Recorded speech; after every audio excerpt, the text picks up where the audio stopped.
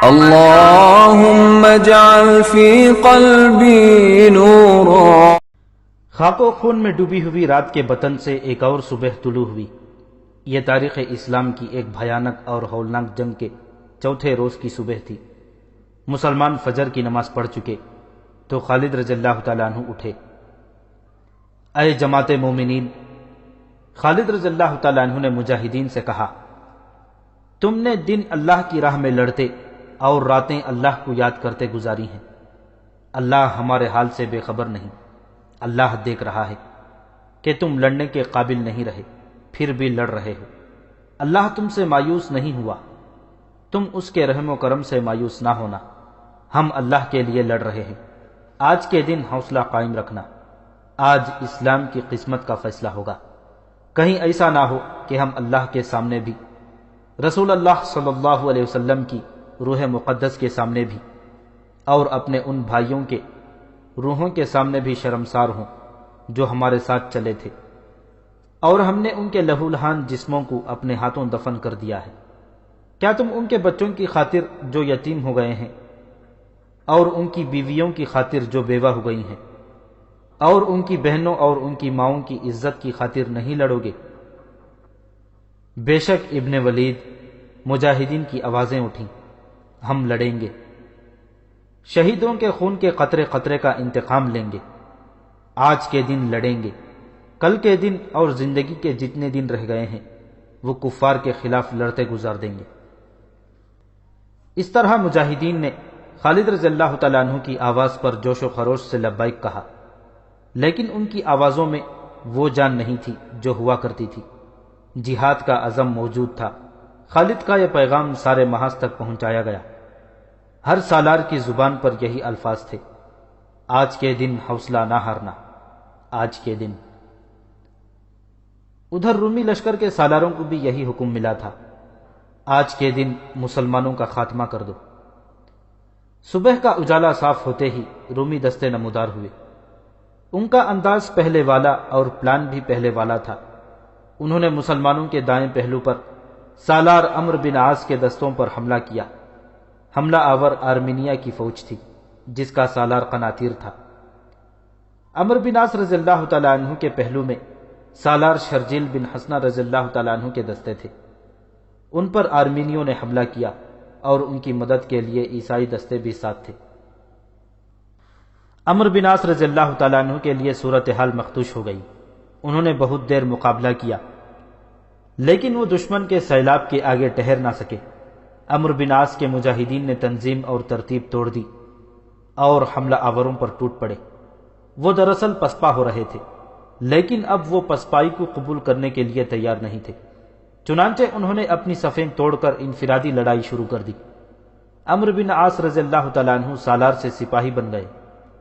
وہ تو تلوار کے دھنی تھے، اکیلی انہی کی تلوار نے کئی آرمینیوں کو خون میں نہلا دیا۔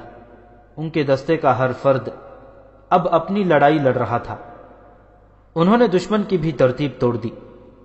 رومیوں کے اتحادی یہ آرمینی اس قسم کی لڑائی کی تاب نہ لا سکے، لیکن وہ پسپا نہیں ہو سکتے تھے، جس کی ایک وجہ تو یہ تھی کہ ان کے پیچھے تازہ دم عیسائی دستے موجود تھے۔ وہ آرمینیوں کو پیچھے نہیں آنے دیتے تھے۔ دوسری وجہ یہ کہ ان کے سالار پیچھے ہٹنے کا حکم نہیں دیتے تھے، اور تیسری وجہ یہ کہ مسلمان تعداد میں کم ہونے کے باوجود انہیں لڑائی میں سے نکلنے نہیں دے رہے تھے۔ شرجیل بن حسنہ کے دستوں کی حالت بھی ٹھیک نہیں تھی، انہیں دشمن نے بہت پیچھے ہٹا دیا تھا۔ مجاہدین بے جگری سے لڑ رہے تھے لیکن دشمن کا دباؤ ان کے لیے ناقابل برداشت ہو گیا تھا۔ خالد نے یہ صورتحال دیکھی تو انہوں نے یہ چال سوچی کہ عمرو بن عاص اور شرجیل بن حسنہ پر حملہ کرنے والے آرمینیوں پر پہلو سے حملہ کیا جائے، لیکن ان کی مدد کو آنے والے دستوں کا راستہ روکنا بھی ضروری تھا۔ انہوں نے قاصد کو بلایا، ابو عبیدہ اور یزید سے کہو کہ آگے بڑھ کر اپنے سامنے والے رومیوں پر حملہ کر دیں۔ خالد رضی اللہ تعالیٰ عنہ نے کہا، اور انہیں کہنا کہ دشمن کے ان دستوں کو روکے رکھنا ہے کہ ہمارے دائیں پہلو کی طرف نہ جا سکیں، اور انہیں کہنا کہ اپنے سوار دستے بھی حملہ کر رہے ہیں۔ قاصد نے گھوڑے کو ایڑ لگائی اور ابو عبیدہ اور یزید بن ابو سفیان تک جا پہنچا۔ پیغام ملتے ہی ان دونوں سالاروں نے اپنے سامنے والے رومی دستوں پر حملہ کر دیا۔ خالد نے اپنے مخصوص رسالے کو 2 حصوں میں تقسیم کیا، ایک حصے کی کمان قیس بن حبیرہ کو دی اور دوسرے کو اپنے کمان میں رکھا۔ خالد اپنے دائیں پہلو کے پیچھے سے گزر کر آگے نکل گئے اور اس طرف سے آرمینی دستوں پر حملہ کر دیا۔ ان کے حکم کے مطابق قیس بن حبیرہ کے سوار دستوں نے آرمینیوں پر دوسرے پہلو سے حملہ کر دیا۔ شرجیل نے سامنے سے حملہ کر دیا۔ یہ 3 طرفہ حملہ تھا جو آرمینیوں کے لیے ایک آفت ثابت ہوا۔ عیسائی دستے ان کی مدد کو آئے، لیکن بے شمار لاشیں تڑپتے ہوئے زخمی اور بے لگام بھاگتے گھوڑے چھوڑ کر پسپا ہو گئے اور اپنے محاذ بلکہ خیمہ گاہ تک جا پہنچے۔ ابھی دشمن کا پیچھا نہیں کیا جا سکتا تھا۔ خالد ابھی دفاعی جنگ لڑ رہے تھے۔ وہ چاہتے تھے کہ دشمن حملہ کر کر تھک جائے۔ ابو عبیدہ رضی اللہ تعالیٰ عنہ اور شرجیل رضی اللہ تعالیٰ عنہ نے آگے بڑھ کر جو حملہ کیا تھا وہ انہیں مہنگا پڑا۔ دشمن نے ان دونوں سالاروں کے دستوں پر تیروں کا مہ برسا دیا۔ یہ ویسی تیر اندازی نہیں تھی جیسی لڑائیوں میں معمول کے مطابق ہوا کرتی تھی، یہ تو صحیح معنوں میں تیروں کا مہ تھا۔ رومی اپنے لشکر کے تمام تیر اندازوں کو آگے لے آئے تھے۔ بعض مورخوں نے لکھا ہے کہ فضا میں اڑتے ہوئے تیروں نے سورج کو چھپا لیا تھا۔ تیر اندازوں کی مہارت کا یہ عالم تھا کہ 700 مسلمانوں کی آنکھوں میں تیر لگے اور آنکھیں ضائع ہو گئیں۔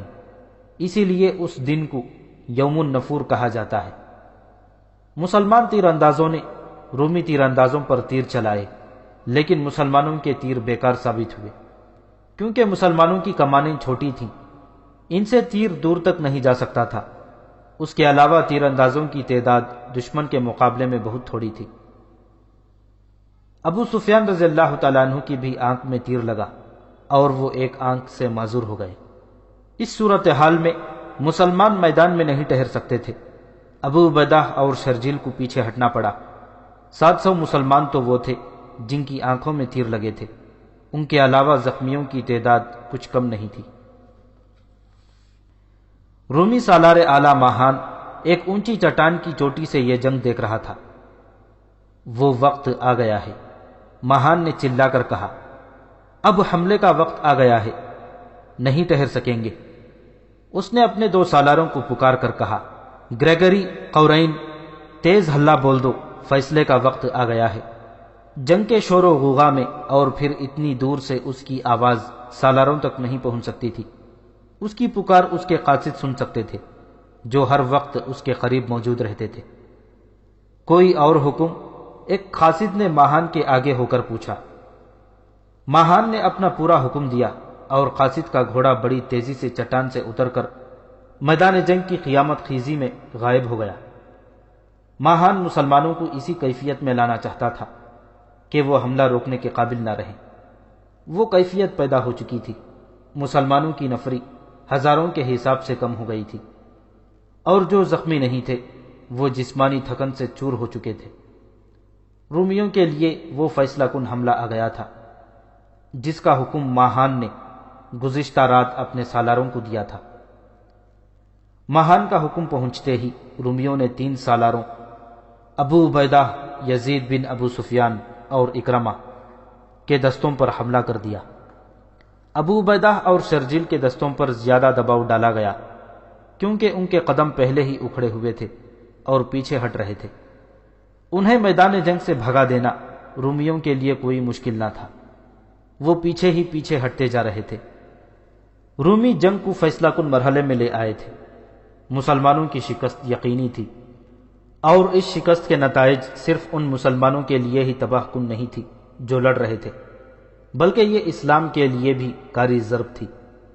اسی میدان میں یہ فیصلہ ہونا تھا کہ اس خطے میں مسلمان رہیں گے یا رومی، اسلام رہے گا یا عیسائیت۔ میدان عیسائیت کے ہاتھ میں تھا۔ ابو عبیدہ رضی اللہ تعالیٰ عنہ اور یزید رضی اللہ تعالیٰ عنہ کے دستوں کے بائیں پہلو پر اکرمہ کے دستے تھے۔ ان پر بھی حملہ ہوا تھا، لیکن یہ اتنا زوردار نہیں تھا جتنا دوسرے دستوں پر تھا۔ اکرمہ نے ابو عبیدہ اور یزید جیسے بہادر سالاروں کو پسپائی کی حالت میں دیکھا تو انہوں نے محسوس کیا کہ ان کے اپنے دستے بھی نہیں ٹھہر سکیں گے۔ خدا کی قسم ہم یوں نہیں بھاگیں گے۔ اکرمہ رضی اللہ تعالیٰ عنہ نے نعرہ لگایا اور اپنے دستوں میں گھوم پھر کر کہا، جو لڑ کر مرنے اور پیچھے نہ ہٹنے کی قسم کھانے کو تیار ہیں الگ ہو جائیں۔ سوچ کر قسم کھانا، قسم توڑنے کے عذاب کو سوچ لو، فیصلہ کرو تمہیں کیا منظور ہے، شکست یا موت، ذلت اور رسوائی کی زندگی یا باعزت موت۔ اگر صورتحال یہ نہ ہوتی کہ مسلمان تازہ دم ہوتے تو اکرمہ رضی اللہ تعالیٰ عنہ کے اس اعلان کی ضرورت ہی نہیں تھی، لیکن مسلمان جسمانی طور پر جس بری حالت کو پہنچ گئے تھے اس کا بہت برا اثر ذہنوں پر بھی پڑا تھا۔ یہ دستے یہ پہلی جنگ تو نہیں لڑ رہے تھے، وہ 3-3 4-4 برسوں سے گھروں سے نکلے ہوئے تھے اور لڑتے ہوئے یہاں تک پہنچے تھے۔ یہ جذبہ تھا جو انہیں یہاں تک لے آیا تھا، ورنہ عام ذہنی حالت میں یہ ممکن نہیں تھا۔ اس جسمانی اور ذہنی کیفیت میں اکرمہ کے اعلان اور للکار پر صرف 400 مجاہدین نے لبیک کہا اور حلف اٹھایا کہ ایک قدم پیچھے نہیں ہٹیں گے، لڑتے ہوئے جانے دے دیں گے۔ باقی جو تھے وہ لڑنے سے منہ نہیں موڑ رہے تھے، لیکن وہ ایسی قسم نہیں کھانا چاہتے تھے جسے وہ پورا نہ کر سکیں۔ ان 400 مجاہدین نے جنہوں نے حلف اٹھایا تھا، اپنے سالار اکرمہ رضی اللہ تعالیٰ عنہ کی قیادت میں ان رومیوں پر حملہ بول دیا جو ابو عبیدہ اور یزید کو پیچھے دھکیل رہے تھے۔ یہ حملہ اتنا شدید تھا جیسے شیر شکار پر جھپٹ رہے ہوں۔ اس کا نتیجہ یہ رہا کہ رومیوں کا جانی نقصان بے شمار ہوا۔ اکرمہ رضی اللہ تعالیٰ عنہ کے دستوں میں سے کوئی ایک آدمی بھی پسپا نہ ہوا، لیکن 400 جانبازوں میں ایک بھی صحیح اور سلامت نہ رہا۔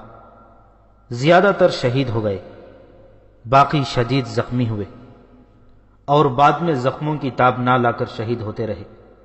کئی ایک جسمانی طور پر معذور ہو گئے۔ انتہائی شدید زخمی ہونے والوں میں اکرمہ بھی تھے اور ان کے جوان بیٹے عمرو بھی۔ انہیں بے ہوشی کی حالت میں پیچھے لایا گیا تھا۔ ابو عبیدہ اور یزید کے دستے پیچھے ہٹتے گئے، رومی انہیں دھکیلتے چلے آ رہے تھے۔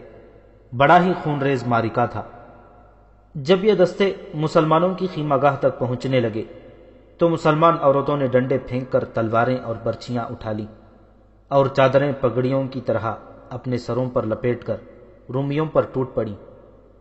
ان میں زرار رضی اللہ تعالیٰ عنہ کی بہن خولہ بھی تھی جو عورتوں کو للکار رہی تھی۔ مورخ لکھتے ہیں کہ عورتیں اپنے دستوں میں سے گزرتی آگے نکل گئیں اور بڑی مہارت، دلیری اور قہر سے رومیوں پر جھپٹنے لگیں۔ وہ تازہ دم تھیں، انہوں نے رومیوں کے منہ موڑ دیے، ان کی ضربیں کاری تھیں، رومی زخمی ہو کر گرنے لگے۔ عورتوں کے یوں آگے آ جانے اور رومیوں پر جھپٹ پڑنے کا جو اثر مجاہدین پر ہوا وہ غضبناک تھا۔ اپنی عورتوں کو لڑتا دیکھ کر مجاہدین آگ بگولا ہو گئے۔ انسان میں جو مخفی قوتیں ہوتی ہیں وہ بیدار ہو گئیں، اور وہی مجاہدین جو پسپا ہوئے جا رہے تھے رومیوں کے لیے قہر بن گئے۔ انہوں نے ترتیب توڑ دی اور اپنے سالاروں کے احکام سے آزاد ہو کر ذاتی لڑائی شروع کر دی۔ ان کی ضربوں کے آگے رومی بوکھلائے گئے اور پیچھے ہٹنے لگے اور اپنے زخمیوں کو رونتے جا رہے تھے۔ سالار بھی سپاہی بن گئے اور عورتیں بدستور لڑتی رہیں۔ دن کا پچھلا پہر تھا۔ معرکہ انتہائی خون ریز اور تیز ہو گیا۔ رومیوں کے پاؤں اکھڑ گئے تھے۔ گھمسان کے اس معرکے میں زرار کی بہن خولہ، جو اس وقت تک کئی ایک رومیوں کو زخمی اور ہلاک کر چکی تھی، ایک اور رومی کے سامنے ہوئی۔ پہلا وار خولہ نے کیا جو رومی نے روک لیا، اور اس کے ساتھ ہی اس نے ایسا زوردار وار کیا کہ اس کی تلوار نے خولہ کے سر کا کپڑا بھی کاٹ دیا اور سر پر شدید زخم آیا۔ خولہ بے ہوش ہو کر گر پڑی، پھر انہیں اٹھتے نہ دیکھا گیا۔ اس کے فوراً بعد سورج غروب ہو گیا اور دونوں طرف کے دستے اپنے اپنے مقام پر پیچھے چلے گئے اور زخمیوں اور لاشوں کو اٹھانے کا کام شروع ہو گیا۔ رومیوں کی لاشوں اور بے ہوش زخمیوں کا کوئی شمار نہ تھا۔ نقصان مسلمانوں کا بھی کم نہ تھا، لیکن رومیوں کی نسبت بہت کم تھا۔ خولہ کہیں نظر نہیں آ رہی تھی، انہیں خیمہ گاہ میں ڈھونڈا گیا، نہ ملی تو لاشوں اور زخمیوں میں ڈھونڈنے لگے اور وہ بے ہوش پڑی مل گئیں۔ سر میں تلوار کا لمبا زخم تھا، بال خون سے جڑ گئے تھے۔ اس کے بھائی کو اطلاع دو، کسی نے کہا، ابن ازور سے کہو کہ تیری بہن شہید ہو رہی ہے۔ زرار بن ازور بہت دور تھے، بڑی مشکل سے ملے، بہن کی اطلاع پر سرپٹ گھوڑا دوڑاتے آئے۔ جب اپنی بہن کے پاس پہنچے تو بہن ہوش میں آ گئیں۔ ان کی نظر اپنے بھائی پر پڑی تو ہونٹوں پر مسکراہٹ آ گئی۔ خدا کی قسم تو زندہ ہے، زرار نے جذبات سے مغلوب آواز میں کہا۔ تو زندہ رہے گی۔ زرار نے خولہ کو اٹھا کر گلے لگا لیا۔ خولہ کے سر پر تہ در تہ کپڑا تھا جس نے تلوار کی ضرب کو کمزور کر دیا تھا۔ سر پر صرف اوڑھنی ہوتی تو کھوپڑی کٹ جاتی، پھر زندہ رہنا ممکن نہ تھا۔ جنگ کا بڑا ہی ہولناک دن گزر گیا۔ رومیوں کو اپنے اس عزم میں بہت بری طرح کامیابی ہوئی کہ آج کے دن جنگ کا فیصلہ کر دیں گے۔ ان کی نفری تو بہت زیادہ تھی، لیکن اس روز ان کی جو نفری ماری گئی تھی اس سے ان کا یہ فخر ٹوٹ گیا تھا کہ وہ مسلمانوں کو ہمیشہ کے لیے کچل ڈالیں گے۔ مسلمانوں نے جس طرح اپنے سالاروں سے آزاد ہو کر ان پر حلہ بولے تھے، اس سے وہ محتاط ہو گئے تھے۔ رومیوں کے لشکر میں سب سے زیادہ جو مارے گئے یا شدید زخمی ہوئے وہ عیسائی اور آرمینی اور دوسرے قبائل کے آدمی تھے جو رومیوں کے اتحادی بن کر آئے تھے۔ رومی سالار اعلیٰ ماہان نے انہی کو آگے کر دیا اور بار بار انہی سے حملے کروا رہا تھا۔ ان لوگوں کا جذبہ اتنی زیادہ لاشیں اور زخمی دیکھ کر مجروح ہو گیا تھا۔ اس روز ایک اور واقعہ ہو گیا۔ خالد رضی اللہ تعالیٰ عنہ پریشانی کے عالم میں کسی کو ڈھونڈتے پھر رہے تھے۔ جنگ کے متعلق تو ان کے چہرے پر اضطراب اور ہیجان رہتا تھا، لیکن ایسی پریشانی ان کے چہرے پر شاید ہی کبھی دیکھنے میں آئی ہو۔ ان سے پریشانی کا باعث پوچھا گیا۔ میری ٹوپی، خالد رضی اللہ تعالیٰ عنہ نے کہا، سرخ ٹوپی میری کہیں گر گئی ہے، اسے ڈھونڈ رہا ہوں۔ یہ دن کا واقعہ ہے جب خالد اپنے سوار دستے کو لڑا رہے تھے۔ معرکے میں کچھ دیر کا تعطل پیدا ہو گیا تھا۔ یہ سن کر سب حیران ہوئے کہ دشمن سیاہ گھٹاؤں کی طرح چڑھا آ رہا ہے اور فتح کی کوئی امید نہیں، اور خالد جیسا ذمہ دار سالار معمولی سی ٹوپی کے لیے پریشان ہو رہا ہے۔ خالد نے سب سے کہا کہ ان کی ٹوپی تلاش کرے۔ تلاش بیار کے بعد ان کی سرخ ٹوپی مل گئی۔ مورخ لکھتے ہیں کہ خالد کے چہرے پر رونق اور ہونٹوں پر تبسم آ گیا۔ ابن ولید، کسی سالار نے پوچھا، کیا تجھے ان کا غم نہیں جو ہم میں سے ہمیشہ کے لیے جدا ہو گئے ہیں؟ تو ایک ٹوپی کے لیے اتنا پریشان ہو گیا تھا؟ اس ٹوپی کی قدر و قیمت صرف میں جانتا ہوں، خالد رضی اللہ تعالیٰ عنہ نے کہا۔ حجۃ الوداع کے لیے رسول اکرم صلی اللہ علیہ وسلم نے سر کے بال منڈوائے تو میں نے کچھ بال اٹھا لیے۔ رسول اللہ صلی اللہ علیہ وسلم نے پوچھا کہ ان بالوں کا کیا کرو گے؟ میں نے کہا کہ اپنے پاس رکھوں گا، کفار کے خلاف لڑتے وقت یہ بال میرا حوصلہ مضبوط رکھیں گے۔ رسول اللہ صلی اللہ علیہ وسلم نے مسکرا کر فرمایا کہ یہ بال تیرے ہی پاس رہیں گے اور میری دعائیں بھی تیرے ساتھ رہیں گی۔ اللہ تجھے ہر میدان میں فتح عطا کرے۔ میں نے یہ بال اپنی اس ٹوپی میں سی لیے تھے، میں اس ٹوپی سے جدا نہیں ہو سکتا، اسی کی برکت سے میری طاقت اور میری ہمت قائم ہے۔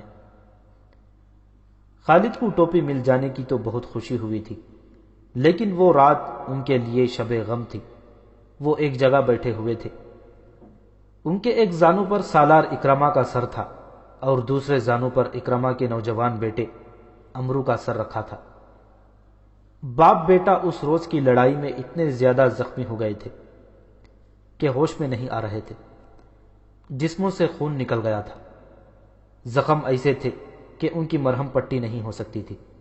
اس روز باپ بیٹا قسم کھا کر لڑے تھے کہ مر جائیں گے، پیچھے نہیں ہٹیں گے۔ اکرمہ خالد کے بھتیجے بھی تھے اور دوست بھی، ان کا بڑا پرانا ساتھ تھا، دونوں مانے ہوئے شہ سوار اور شمشیر زن تھے۔ خالد کو اپنے اتنے عزیز ساتھی کے بچھڑ جانے کا بہت دکھ تھا۔ اکرمہ کا نوجوان بیٹا بھی دنیا سے رخصت ہو رہا تھا۔ خالد نے پانی اپنے پاس رکھا ہوا تھا۔ وہ پانی میں اپنا ہاتھ ڈبوتے اور انگلیاں جوڑ کر کبھی اکرمہ کے نیمواں ہونٹوں پر رکھتے، کبھی ان کے بیٹے عمرو کے ہونٹوں پر، مگر قطرہ قطرہ پانی جو باپ بیٹے کے منہ میں جا رہا تھا وہ آب حیات نہیں تھا۔ اللہ نے اس عظیم باپ اور اس عظیم بیٹے کو فرائض سے سبکدوش کر دیا تھا۔ اس طرح اکرمہ نے اور اس کے بعد فوراً ان کے بیٹے نے خالد کی گود میں سر رکھے جانیں جا آفرین کے سپرد کر دی۔ خالد کے آنسو نکل آئے۔ کیا ابن حنتمہ اب بھی کہتی ہیں کہ بنی مخزوم نے جانیں قربان نہیں کی؟ خالد رضی اللہ تعالیٰ عنہ نے کہا، حنتمہ خلیفۃ المسلمین عمر رضی اللہ تعالیٰ عنہ کی والدہ کا نام تھا۔ خالد اور اکرمہ بنی مخزوم میں سے تھے۔ خالد کو غالباً وہم تھا کہ عمر کہتے ہیں کہ بنی مخزوم کی اسلام کے لیے جانی قربانیاں تھوڑی ہیں۔ اکرمہ اور ان کے بیٹے کی شہادت معمولی قربانی نہیں تھی۔ وہ رات آہستہ آہستہ گزر رہی تھی، جیسے لمحے لمحے ڈر ڈر کر کام کام کر گزر رہے ہوں۔ زخمیوں کے کراہنے کی آوازیں سنائی دے رہی تھی۔ کئی شہیدوں کی بیویاں وہیں تھیں، لیکن کسی عورت کے رونے کی آواز نہیں آتی تھی۔ فضا خون کی بو سے بوجھل تھی۔ دن کو اڑی ہوئی گرد زمین پر واپس آ رہی تھی۔ شہیدوں کا جنازہ پڑھ کر انہیں دفن کیا جا رہا تھا۔ ابو عبیدہ رضی اللہ تعالیٰ عنہ نے یہ انتظام کر رکھا تھا کہ رات کو کسی ایک سالار کو مقرر کرتے تھے کہ وہ تمام خیمہ گاہ کے ارد گرد گھوم پھر کر پہرے داروں کو دیکھے، پھر ان مجاہدین کو جا کر دیکھے جنہیں دشمن کی خیمہ گاہ پر نظر رکھنے کے لیے آگے بھیجا جاتا تھا۔ اس رات ابو عبیدہ رضی اللہ تعالیٰ عنہ نے اس خیال سے کسی سالار کو اس کام کے لیے نہ کہا کہ سب دن بھر کے تھکے ہوئے ہیں، وہ خود اس کام کے لیے چل پڑے۔ لیکن وہ جدھر بھی گئے انہیں کوئی نہ کوئی سالار گشت پر نظر آیا۔ سالار زبیر رضی اللہ تعالیٰ عنہ تو اپنی بیوی کو ساتھ لے کر گشت پر نکلے ہوئے تھے۔ دونوں گھوڑوں پر سوار تھے۔ ان کی بیوی بھی دن کو لڑی تھی۔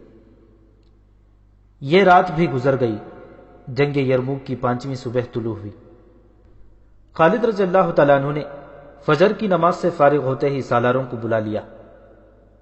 میرے رفیقوں، خالد رضی اللہ تعالیٰ عنہ نے کہا، آج کا دن کل سے زیادہ خطرناک ہوگا۔ اپنی تعداد دیکھ لو، ہم تھوڑے رہ گئے ہیں، اور جو رہ گئے ہیں ان کی حالت بھی تمہارے سامنے ہے۔ آج زخمی بھی لڑیں گے۔ دشمن کا بھی بہت نقصان ہو چکا ہے، لیکن اس کی تعداد اتنی زیادہ ہے کہ وہ اتنے زیادہ نقصان کو برداشت کر سکتا ہے۔ تم نے دشمن کے لڑنے کا انداز دیکھ لیا ہے، صرف یہ خیال رکھو کہ مرکزیت قائم رہے۔ اب ہم زندگی اور موت کی جنگ لڑ رہے ہیں۔ خالد نے سالاروں کو کچھ ہدایات دیں اور رخصت کر دیا۔ مان بعد مسلمان دستے اپنی پوزیشنوں پر چلے گئے۔ ان کی کیفیت یہ تھی کہ ہر دستے میں جسمانی لحاظ سے جتنے بالکل ٹھیک افراد تھے اتنے ہی زخمی بھی تھے۔ زخمیوں میں زیادہ تر ایسے تھے جو کسی حد تک لڑنے کے قابل تھے، لیکن ایسے بھی تھے جو لڑنے کے قابل نہیں تھے مگر وہ اپنے ساتھیوں کا ساتھ نہیں چھوڑنا چاہتے تھے۔ عورتیں آج بھی لڑنے کے لیے تیار تھیں۔ مسلمانوں کی یہ دگرگوں کیفیت دشمن سے چھپی ہوئی نہیں تھی، اس نے اس سے پورا فائدہ اٹھانا تھا۔ مسلمان سالار رومیوں کے محاذ کی طرف دیکھ رہے تھے۔ انہیں توقع تھی کہ آج رومی زیادہ نفری کے دستوں سے حملہ شروع کر دیں گے۔ مسلمان سالاروں کو یہ خطرہ بھی نظر آ رہا تھا کہ رومی اپنے سارے لشکر سے حملہ کر دیں گے۔ صبح سفید ہو چکی تھی لیکن رومی آگے نہ آئے۔ پھر سورج نکل آیا، رومی آگے نہ آئے۔ رومیوں کا یہ سکوت خطرناک لگتا تھا۔ یہ طوفان سے پہلے کی خاموشی معلوم ہوتی تھی۔ خالد کو خیال گزرا کہ رومی مسلمانوں کو حملے میں پہل کرنے کا موقع دے رہے ہیں۔ خالد پہل نہیں کرنا چاہتے تھے۔ وہ کچھ وقت اور دفاع کو ہی بہتر سمجھتے تھے۔ آخر رومیوں کی طرف سے ایک سوار آتا دکھائی دیا۔ رومیوں کے لشکر نے کوئی حرکت نہ کی۔ سوار مسلمان دستوں کے سامنے آ کر رک گیا۔ وہ کوئی عیسائی عرب تھا، عربی روانی سے بولتا تھا۔ میں اپنے سالار اعلی ماہان کا ایلچی ہوں، اس نے اعلان کرنے کے انداز سے کہا۔ تمہارے سالار اعلی سے ملنے آیا ہوں۔ سالار اعلی ابو عبیدہ رضی اللہ تعالیٰ عنہ تھے۔ یہ تو انہوں نے اپنے طور پر خالد کو سالار اعلی کے اختیارات دے رکھے تھے۔ ذمہ داری بہرحال ابو عبیدہ کی تھی اور اہم فیصلے انہوں نے ہی کرنے تھے۔ وہ آگے چلے گئے۔ خالد وہاں سے ذرا دور تھے، ان کے کان کھڑے ہوئے اور ان کی طرف چل پڑے۔ کہو روم کے ایلچی، ابو عبیدہ نے پوچھا، کیا پیغام لائے ہو؟ سالار اعلی ماہان نے کہا کہ چند دنوں کے لیے لڑائی روک دی جائے۔ ایلچی نے کہا، کیا آپ رضامند ہوں گے؟ کیا تمہارے سالار اعلی نے کوئی وجہ نہیں بتائی؟ ابو عبیدہ نے پوچھا۔ یہ عارضی صلح ہوگی، ایلچی نے کہا۔ اس دوران یہ فیصلہ ہوگا کہ مستقل صلح کے لیے بات چیت ہوگی یا نہیں۔ ہم عارضی صلح پر رضامند ہو جائیں گے، ابو عبیدہ رضی اللہ تعالیٰ عنہ نے کہا، لیکن بات چیت کا فیصلہ کون کرے گا؟ کیا آپ لڑائی روکنے پر راضی ہیں؟ ہاں، لیکن نہیں، ایک گرجدار آواز سنائی دی۔ دونوں نے دیکھا یہ خالد رضی اللہ تعالیٰ عنہ کی آواز تھی۔ انہوں نے ابو عبیدہ رضی اللہ تعالیٰ عنہ کی صرف ہاں سنی تھی۔ ابو سلیمان، ان کے سالار نے عارضی صلح کے لیے کہا ہے۔ امین الامت، خالد نے ابو عبیدہ کے کان میں کہا، یہ حملے کی تیاری کے لیے مہلت چاہتے ہیں۔ ان کا اتنا نقصان ہو چکا ہے کہ فوری طور پر حملہ نہیں کرنا چاہتے۔ مجھے اجازت دے کہ اس ایلچی کو کارا جواب دے سکوں۔ اے سلطنت روم کے ایلچی، ابو عبیدہ نے ایلچی سے کہا، صلح سمجھوتے کا وقت گزر گیا ہے۔ اپنے اتنے زیادہ آدمی مروا کر میں یہ نہیں کہلوانا چاہتا کہ میں اپنے اتنے زیادہ مجاہدین کا خون ضائع کر آیا ہوں۔ لڑائی جاری رہے گی۔ ابو عبیدہ رضی اللہ تعالیٰ عنہ نے گھوڑا موڑا اور خالد کے ساتھ اپنے محاذ کی طرف چل پڑے۔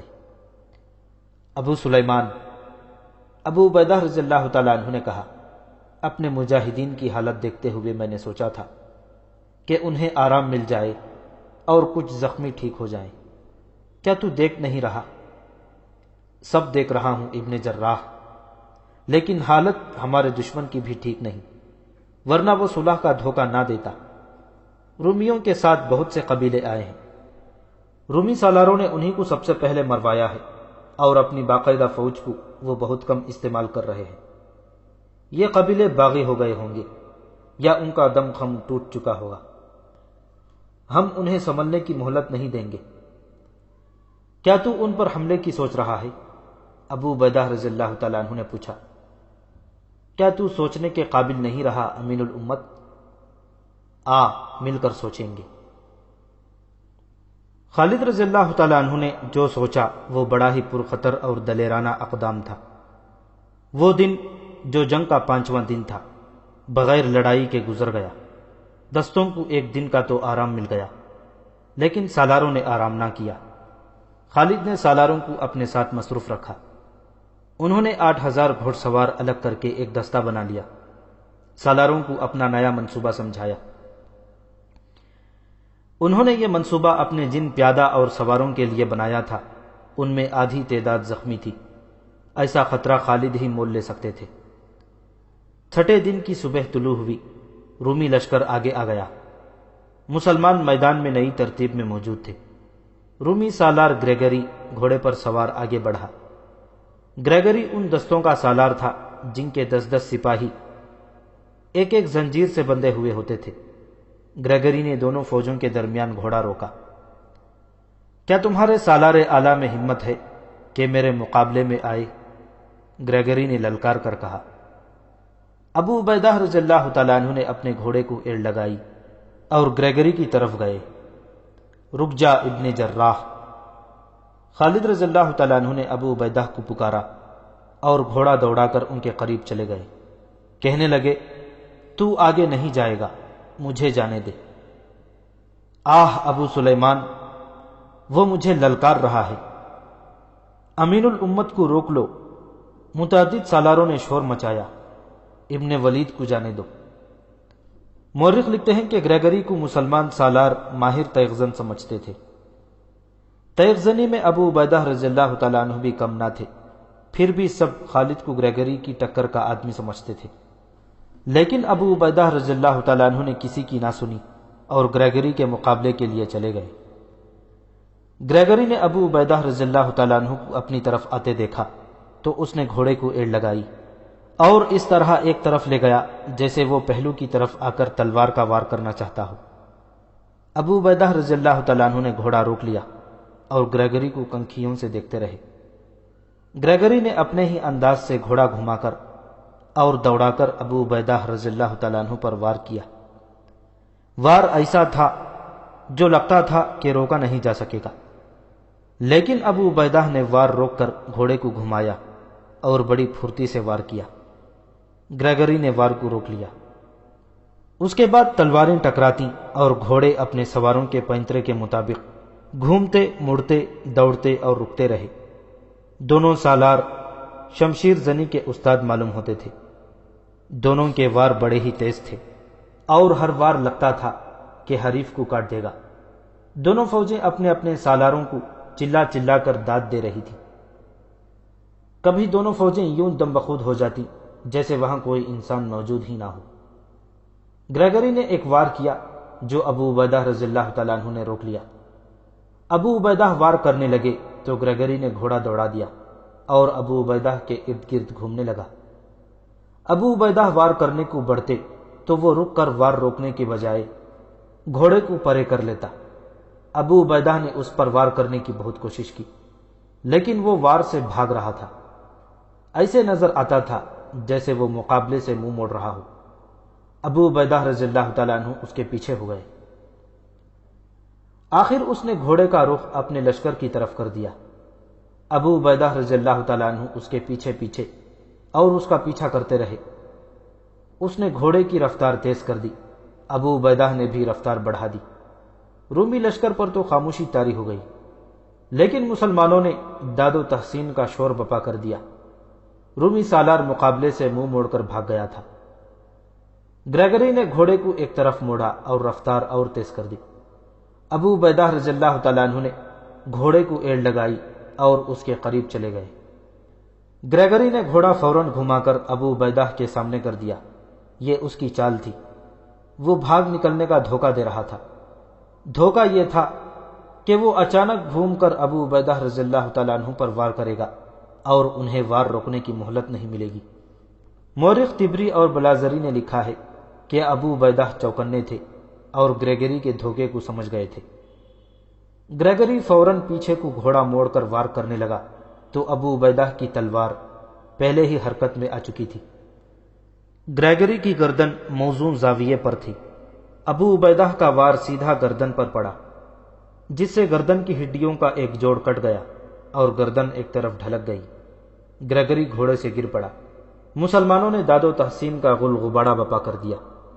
دستور کے مطابق ابو عبیدہ رضی اللہ تعالیٰ عنہ کو گھوڑے سے اتر کر گریگری کی تلوار خود اور زرہ اتار لینی چاہیے تھی، لیکن وہ گھوڑے سے نہ اترے۔ کچھ دیر گریگری کو تڑپتا دیکھتے رہے۔ جب اس کا جسم بے حس ہو گیا تو ابو عبیدہ رضی اللہ تعالیٰ عنہ نے گھوڑے کو ایڑ لگائی اور اپنی صفوں میں آ گئے۔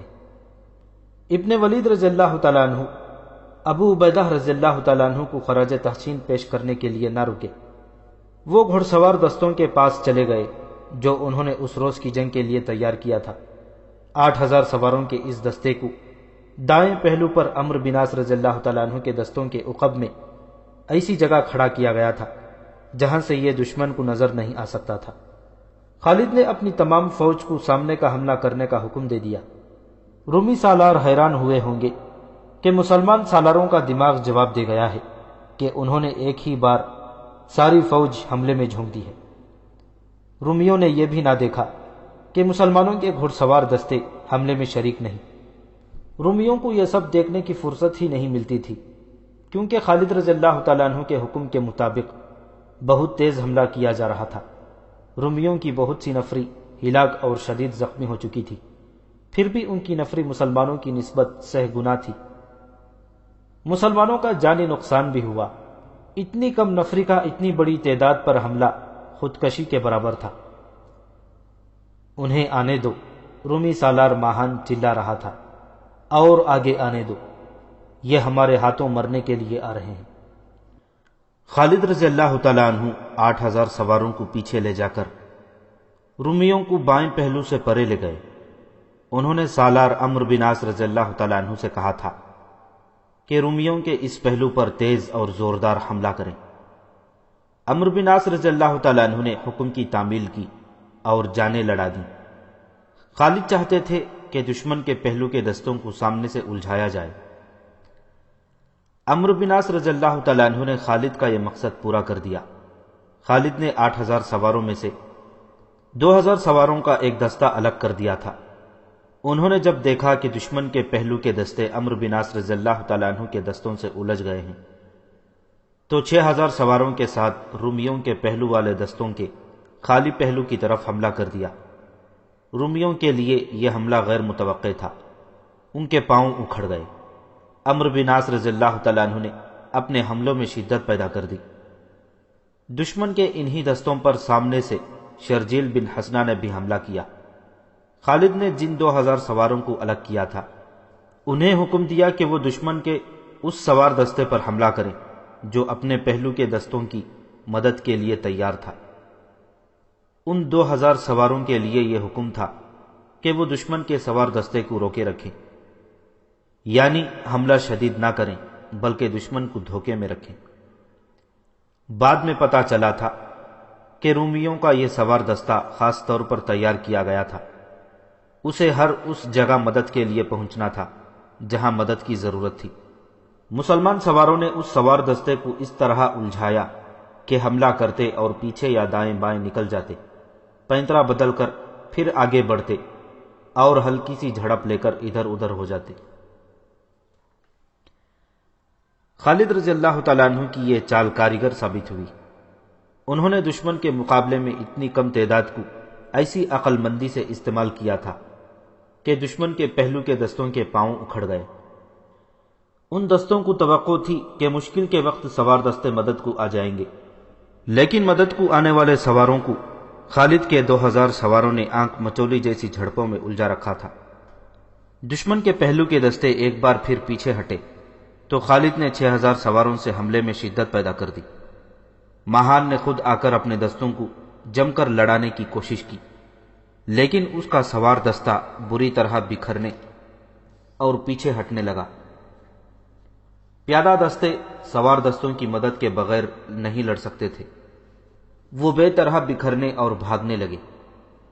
بھاگنے والے پیادہ دستے آرمینی تھے۔ مورخ لکھتے ہیں کہ ان کے بھاگنے کی ایک وجہ تو مسلمانوں کے سوار دستے کا حملہ تھا اور ان پر سامنے سے بھی بہت زیادہ دباؤ پڑ رہا تھا، اور دوسری وجہ یہ تھی کہ آرمینی سالاروں نے محسوس کیا کہ انہیں دانستہ سواروں کی مدد سے محروم رکھا جا رہا ہے۔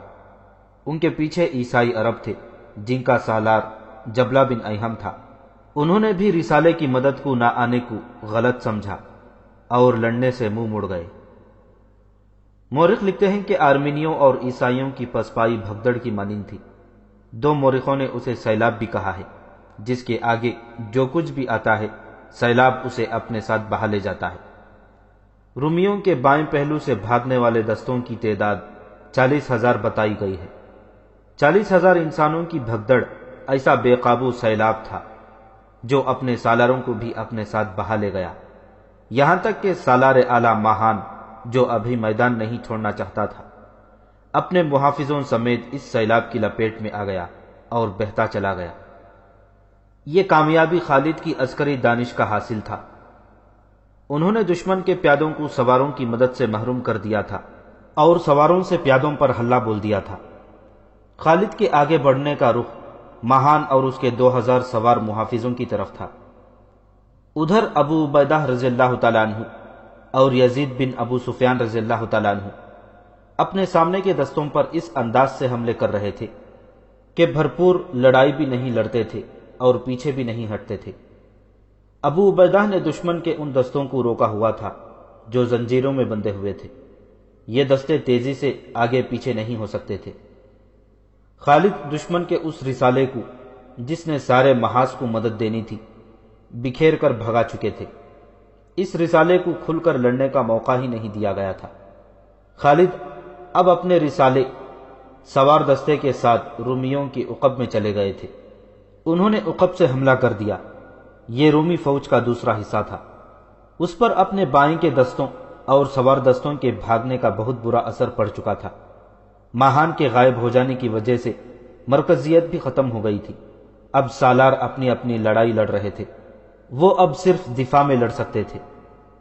کسی بھی فوج کا بڑا حصہ بھاگ نکلے اور کمک کی امید نہ رہے تو اس صورت میں یہی ہو سکتا ہے کہ اپنی جانیں بچانے کے لیے لڑا جاتا ہے اور موقع ملتے ہی پسپائی اختیار کی جاتی ہے۔ رومی لشکر کے لیے یہ صورتحال پیدا ہو چکی تھی۔ خالد رضی اللہ تعالیٰ عنہ نے دشمن کے بھاگنے کے راستے روک لیے تھے سوائے ایک کے۔ خالد کی کوشش بھی یہی تھی کہ رومی اسی راستے سے بھاگیں، چنانچہ دشمن کے بھاگنے والے دستے اسی راستے پر جا رہے تھے۔ رومی فوج بھی پسپا ہو رہی تھی لیکن منظم طریقے سے۔ اس کا کچھ حصہ بھگدڑ میں بہہ گیا تھا، زیادہ تعداد منظم انداز سے پسپا ہوئی۔ خالد نے اس تمام علاقے کی زمین کو دور دور تک دیکھ لیا تھا اور انہوں نے اس زمین سے فائدہ اٹھانے کے لیے اور جو کچھ سوچ لیا تھا وہ کسی عام دماغ میں نہیں آ سکتا۔ رومی لشکر جب بھاگ رہا تھا تو خالد کے حکم سے ان کے دستے بھاگنے والوں کا تعاقب کر کے ایک خاص طرف جانے پر مجبور کر رہے تھے۔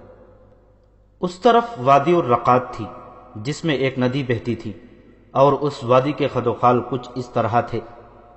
وادی ارد گرد کی زمین سے گہرائی میں چلی جاتی تھی۔ اس کی ایک طرف کی ڈھلان تو ٹھیک تھی لیکن اس کے بالمقابل کی ڈھلان زیادہ تر سیدھی تھی۔ وہاں سے اوپر چڑھا تو جا سکتا تھا لیکن بہت مشکل سے۔ رومی فوج کے باقاعدہ دستے اس طرف چلے گئے۔ ان کے سامنے یہی راستہ تھا۔ وہ آسان ڈھلان اتر گئے اور انہوں نے ندی بھی پار کر لی۔ جب وہ دوسری ڈھلان چڑھنے لگے تو مشکل پیش آئی۔ آہستہ آہستہ اوپر چلے گئے۔ اچانک اوپر سے نعرے بلند ہوئے اور للکار سنائی دی۔ نعرے لگانے والے مسلمان سوار تھے اور ان کے سالار زرار بن ازور تھے۔ ان کا جسم ناف سے اوپر ننگا تھا۔ خالد نے رات کو جو منصوبہ بنایا تھا اس کے مطابق انہوں نے اسی وقت زرار کو 500 سوار دے کر وادی الرقات کے دوسرے کنارے پر بھیج دیا اور اچھی طرح سمجھا دیا تھا کہ انہیں کیا کرنا ہے۔ خالد نے جیسا سوچا تھا ویسا ہی ہوا۔ رومی فوج کی دراصل کوشش یہ تھی کہ اس کے تعاقب میں جو مسلمان آ رہے ہیں ان سے بہت فاصلہ رکھا جائے، اس لیے وہ بہت جلدی جا رہے تھے۔ خالد نے تعاقب اسی مقصد کے لیے جاری رکھا تھا کہ رومی فوج جلدی میں رہے۔ اس مقصد میں کامیابی یوں ہوئی کہ رومی اوپر گئے تو اوپر زرار کے 500 سوار برچھیاں تانے کھڑے تھے۔ رومی جو اوپر چلے گئے تھے وہ مسلمانوں کے ہاتھوں مارے گئے اور جو ابھی اوپر جا رہے تھے وہ پیچھے مڑے، لیکن عمودی کنارے سے وہ تیزی سے نیچے نہیں آ سکتے تھے۔ مسلمانوں نے ان پر پتھر برسانے شروع کر دیے جو انہوں نے اسی مقصد کے لیے اکٹھے کر رکھے تھے۔ اوپر والے گرتے اور لڑکتے ہوئے نیچے جاتے تھے۔ اوپر سے ان پر وزنی پتھر گرتے تھے۔ ان میں گھوڑ سوار بھی تھے، گھوڑے بھی گرے اور پیادے ان کے نیچے آ کر مرنے لگے۔ رومی کچھ کم تو نہ تھے، ابھی ایک بڑی تعداد ندی تک نہیں پہنچی تھی۔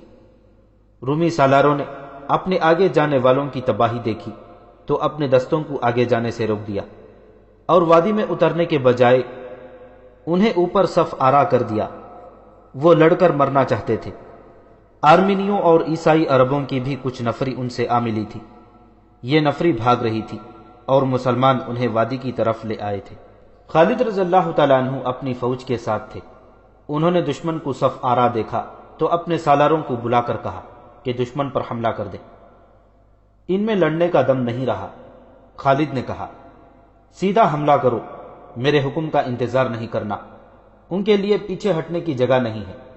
ایک طرف دریائے یرموک ہے، دوسری طرف گہری وادی ہے، سامنے ہم کھڑے ہیں، ان پر حلہ بول دو۔ رومی پھندے میں آ گئے تھے۔ ان کا لڑنے کا جذبہ پہلے ہی ختم ہو چکا تھا۔ بعض مورخوں نے مسلمانوں کی تعداد 30,000 اور دو نے اس سے کم لکھی ہے۔ شہادت اور شدید زخمیوں کی وجہ سے نفری کم ہو گئی تھی۔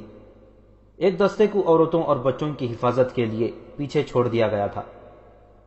مسلمانوں نے حملہ کر دیا، اس میں کوئی چال نہ چلی گئی۔ اس حملے کا انداز ٹوٹ پڑنے جیسا تھا۔ سوار اور پیادے گڑبڑ ہو گئے تھے۔ رومی اب زندگی اور موت کا معرکہ لڑنے کے لیے تیار ہو گئے۔ وہ تو تربیت یافتہ فوج تھی۔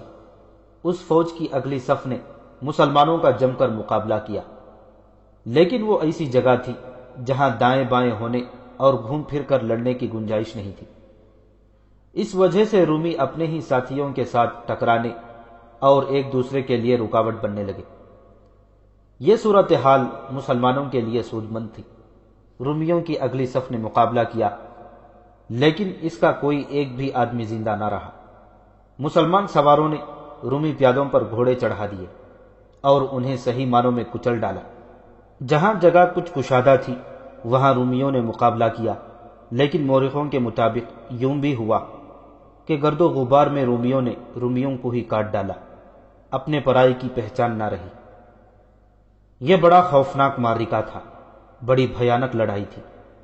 یہ رومیوں، عیسائی عربوں اور ان کے اتحادی قبیلوں کا قتل عام تھا۔ گھوڑوں کو اٹھا کر ان پر گراؤ، یہ خالد کی للکار تھی۔ مومنین، کفر کی چٹانوں کو پیس ڈالو۔ مسلمان سوار باغوں کو جھٹکا دیتے تو گھوڑے اپنی اگلی ٹانگیں اٹھا لیتے تھے، اور جب گھوڑے ٹانگیں نیچے لاتے تو ایک دو رومی کچلے جاتے۔ یہ تو رومیوں کا قتل عام تھا۔ رومی وادی اور رقات کی طرف بھاگ رہے تھے۔ جہاں وہ اگلے عمودی کنارے کی ایک گھاٹی چڑھتے تو زرار کے سواروں کی برچھیوں سے چھلنی ہوتے اور اوپر سے لڑکتے ہوئے نیچے آتے۔ مسلمانوں نے اس فتح کے لیے بہت سی جانیں قربان کر دی تھیں، اور جو شدید زخمی ہوئے تھے ان میں کئی ایک ساری عمر کے لیے معذور ہو گئے تھے۔ یہ جنگ مسلمان عورتیں بھی لڑی تھیں۔ عورتوں نے اپنے بھاگتے مردوں کو دھمکیاں دے کر بھاگنے سے روکا تھا۔ اب وہ دشمن جو اسلام کو ہمیشہ کے لیے ختم کرنے کے ارادے سے 1.5 لاکھ کا لشکر لایا تھا، بڑے برے پھندے میں آ گیا تھا۔ وادی الرقاد اس کے لیے موت کی وادی بن گئی تھی۔ اللہ نے مومنین کی وہ دعائیں قبول کر لی تھی جو وہ راتوں کو جاگ جاگ کر مانگتے اور اللہ کے حضور گڑ گڑاتے رہے تھے۔ وہ ایک آیت کریمہ کا ورد کرتے رہے تھے۔ کتنی ہی بار چھوٹی چھوٹی جماعتیں اللہ کے چاہنے سے بڑی بڑی جماعتوں پر غالب آ جاتی ہیں۔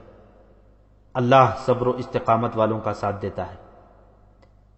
اب میدان جنگ کی یہ کیفیت ہو گئی تھی کہ رومیوں کی چیخیں اٹھتی تھیں جو مسلمانوں کے لیے ناروں میں دب جاتی تھیں۔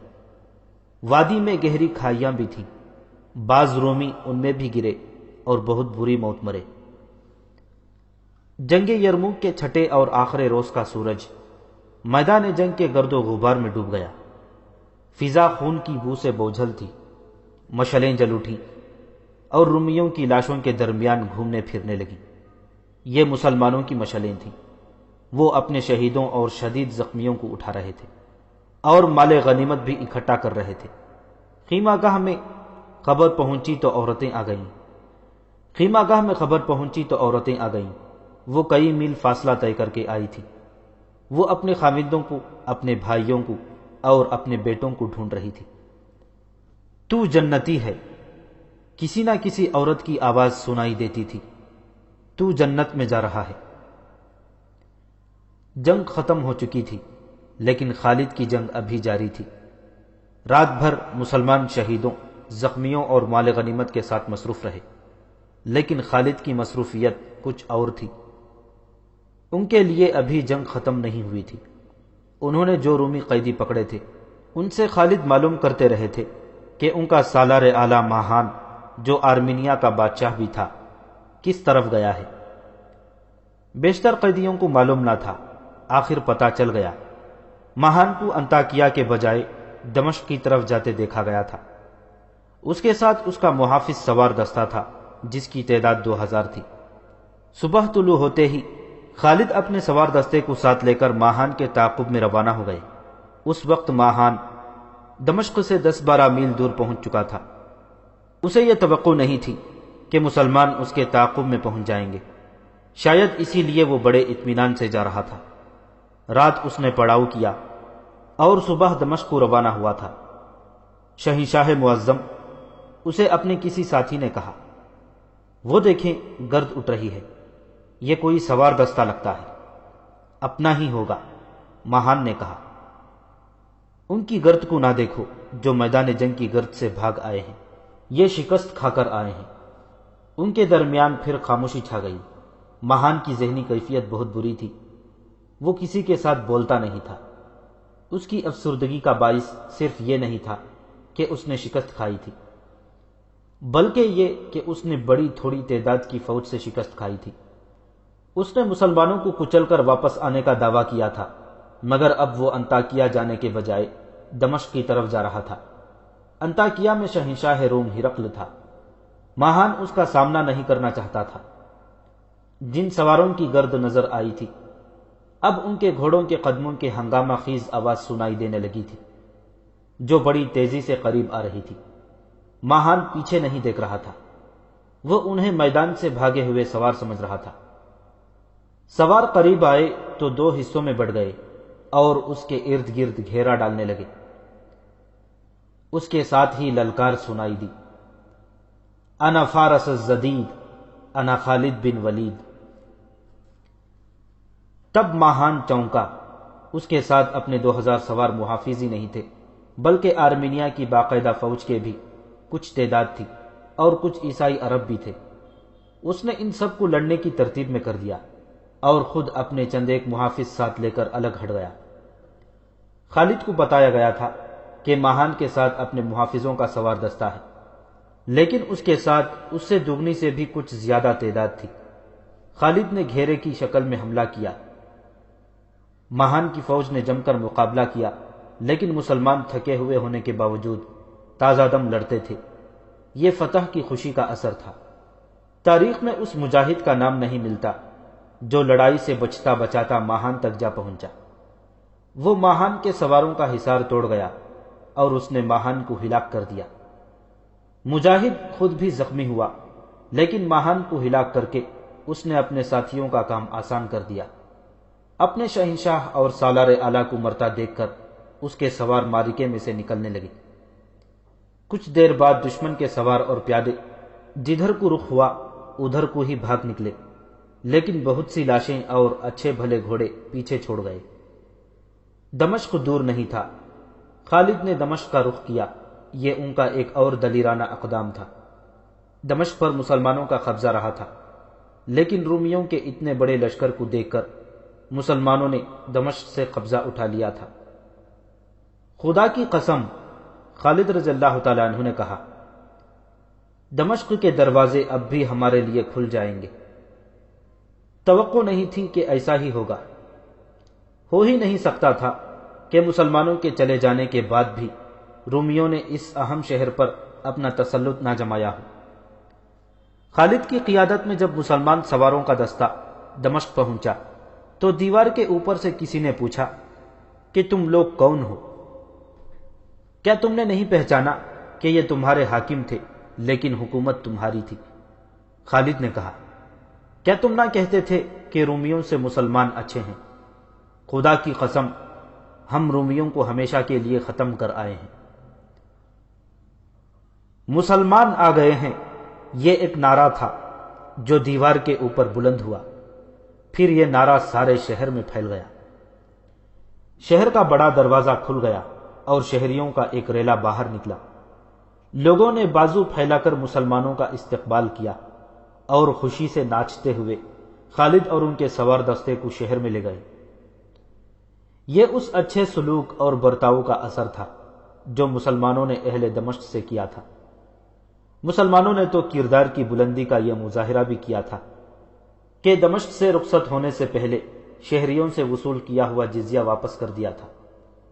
خالد دمشق میں نہیں رک سکتے تھے، انہیں یرموک پہنچنا تھا اور فتح کے بعد کے امور اور انتظامات دیکھنے تھے۔ وہ اسی وقت روانہ ہو گئے۔ شام سے رومی سلطنت کا بوریا بستر گول ہو گیا۔ چند دنوں بعد شہنشاہ ہرقل انطاکیہ سے رخصت ہوا۔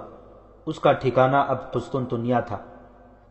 دو مورخوں بلازری اور طبری نے لکھا ہے کہ شہنشاہ ہرقل جب انطاکیہ سے روانہ ہوا تو اس نے کچھ دور جا کر رک کر اور پیچھے مڑ کر دیکھا۔